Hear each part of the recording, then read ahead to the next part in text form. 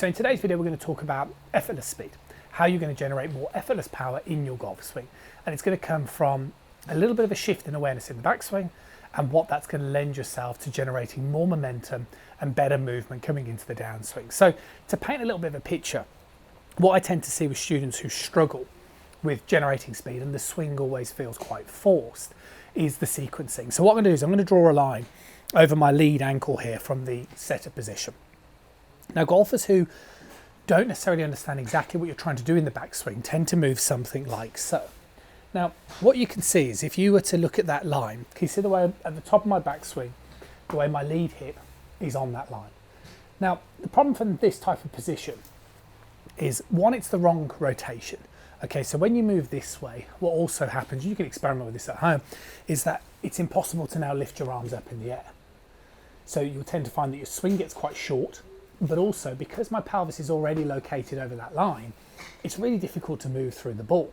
And what tends to happen is you tend to have to lean back, get stuck behind the ball, and then your hands end up really close towards your body. So it's a little bit of a sequencing nightmare.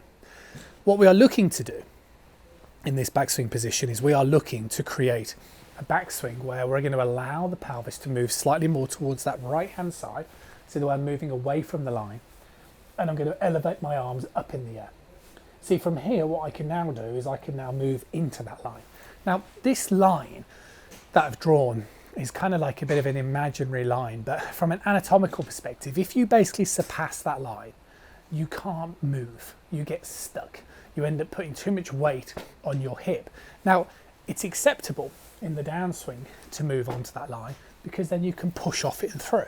But the problem is if you move onto it in the backswing position, you're stuck and your immediate reaction is to come back, which is why you therefore will be struggling with that sort of feeling of, it feels quite rushed.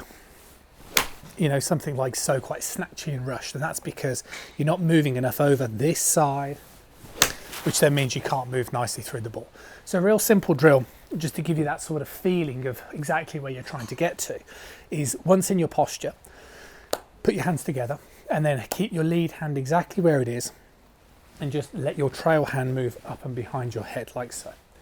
And then you either want to do this where you imagine that there's a wall behind you, or quite simply practice, once you're in posture, you can rest your hips against the wall and just do the same thing.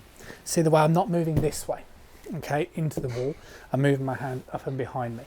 Now, the more I exaggerate that feeling of trying to get the arms up, okay, like so, boom. So if I have a little look and I go, oh, could I go any higher? Yes. Then what this does is this is triggering more of an extensional motion. And again, this type of motion, can you see the way it allows my pelvis to move more to my trail side, which then means I can move back in towards it. At no stage am I moving this way. So what I would say is you need to be able to shift your pressure more towards this right hand side. That's a big thing. But you might also find that when you do this drill, that's what I tend to see with a lot of my students, is when you do this drill against the wall, when you start thinking about where you're trying to locate your hands more up above your head, you'll probably start to notice the way your body will naturally move into these positions anyway. If you're a little bit unaware of exactly where you're trying to put your hands in the backswing, then you're going to end up in a position where you're going to have a poor pivot and you're going to get really stuck.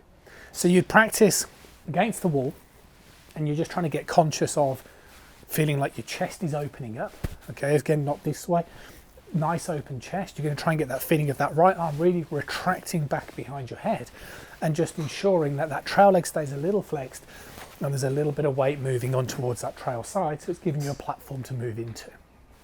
You can then progress that where you'd hold the club, tuck your right hand under your left, and again, lift the club up in the air and try and mimic that same sensation.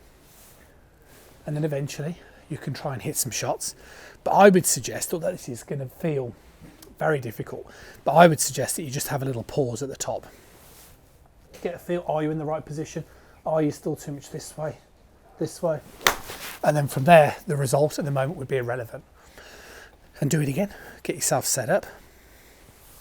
This way. Yep.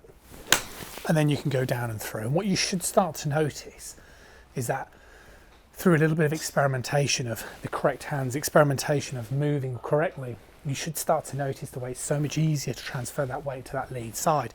And you should also find the way it's so much easier to get down in this transition, this starts the downswing more down in towards the floor, so you can then use that again as a platform. So if you are struggling with the feeling of being rushed in the golf swing, then I would certainly double check exactly where you are in that backswing position, and hopefully this video you'll be able to draw a line and identify exactly where you're supposed to be, and also identify exactly how to improve that particular movement so you can get much better results for a more effortless swing. Shift a little bit more over towards that trail side, and then you can move back into that lead side. That's going to make a massive difference. See you soon.